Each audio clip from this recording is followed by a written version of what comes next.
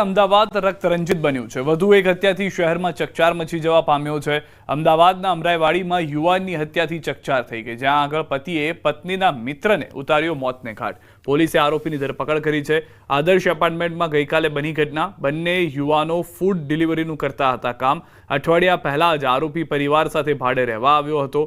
અમરાઈવાડી પોલીસની કસ્ટડીમાં રહેલા આરોપીનું નામ વિનોદ મલ્હા છે, જેણે પોતાની પત્નીને મળવા આવેલા પ્રેમીની તેના જ ઘરે એટલે કે આદર્શ એપાર્ટમેન્ટમાં હત્યા નિપજાવી હતી।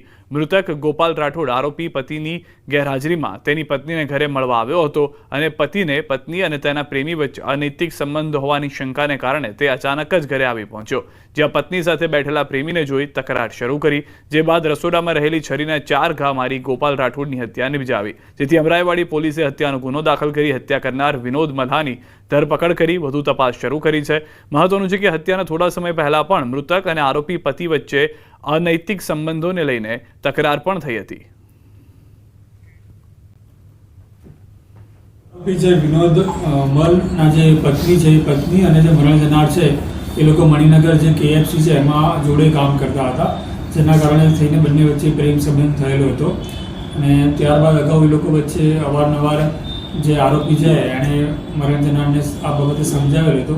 તેમ છતાં પણ ગઈકાલે બપોરના સમયે જ્યારે આરોપી છે પોતે ઝોમેટોમાં ડિલિવરીનું કામ કરે છે, એ દરમિયાન પોતે બહાર ગયેલો હતો। એ દરમિયાન એણે અચાનક ઘરે આવતા જે મરણ જનાર છે ગોપાલે પોતાના ઘરે પોતાની વાઈફ સાથે મળેલો આવ્યો હતો, જેના કારણે ઘરમાં જઈને અંદર બોલાચાલી થયેલી। ત્યારબાદ ઘરમાં જ પોતાના રસોડામાં જે ચપ્પુ હતું એ ચપ્પુ મરણ જનારને મારતા તેનું સ્થળ ઉપર જ મૃત્યુ નિપજેલ હતું, જે બાબતે મર્ડરનો ગુનો દાખલ કરવામાં આવ્યો છે અને આરોપીની ધરપકડ કરવામાં આવી છે।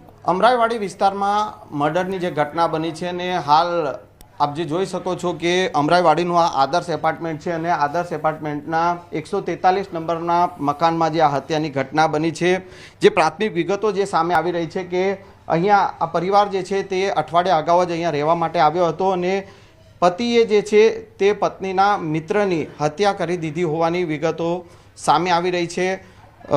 જે પ્રાથમિક વિગતો જે સામે આવી છે તેમાં પતિ અને પત્નીનો મિત્ર જે છે બંને ફૂડ ડિલિવરી કંપનીમાં નોકરી કરી રહ્યા છે અને ગઈકાલે બપોરે જે છે આ હત્યાની ઘટના બની છે, જેમાં આરોપી જે છે કે જે પતિ છે તેનું નામ વિનોદ હોવાની વિગતો સામે આવી છે, જ્યારે જેની હત્યા થઈ છે તેનું નામ ગોપાલ રાઠોડ હોવાનું જે છે તે વિગત સામે આવી છે। પોલીસે સમગ્ર મામલે ગુનો નોંધ્યો છે અને ગઈકાલે પોલીસે જે છે અહીંયા ઘટના સ્થળેથી જ આરોપીની અટક કરી લીધી હતી અને હાલ સમગ્ર મામલે હત્યાનો ગુનો નોંધી અને તપાસ શરૂ કરી છે।